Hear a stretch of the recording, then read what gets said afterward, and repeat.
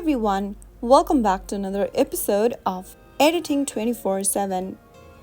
In this tutorial video, we will be learning how to make collage on PicsArt. To make a collage on PicsArt is a super easy process. First of all, open up your PicsArt application on your mobile device, and from the home page, go ahead and scroll through the menu and look for the collage option.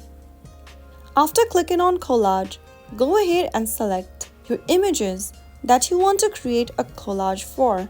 You can also go ahead and select an image from your camera roll or click on the background option at the top right and select images from your PicsArt templates. Go ahead and choose multiple images that you want to create a collage for. And after you've had enough, click on the next button at the top right. Now, go ahead and select layout option at the bottom of the screen. PicsArt offers various layout options such as grid, freestyle, frames, and much more. Choose the layout that you'd like to use for your collage from the provided layouts on the screen. You can also go ahead and change the position of the images on the collage yourself, resize by dragging the edges on your preview screen for the collage, or using the rotating tool provided on each pictures. After you are done with your creation, you can then go ahead and save your collage on your device.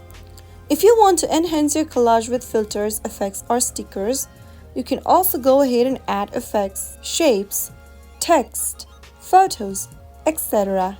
using the tools provided at the bottom of the screen. If you're ready to save your changes, click on Apply at the top right, and then click the next button at the top right corner to save your collages on your device or post it on the available social applications or platforms.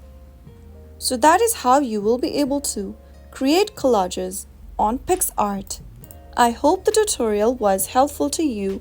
If it was, make sure you go ahead and give us a thumbs up. Don't forget to subscribe to our channel by hitting the subscribe button.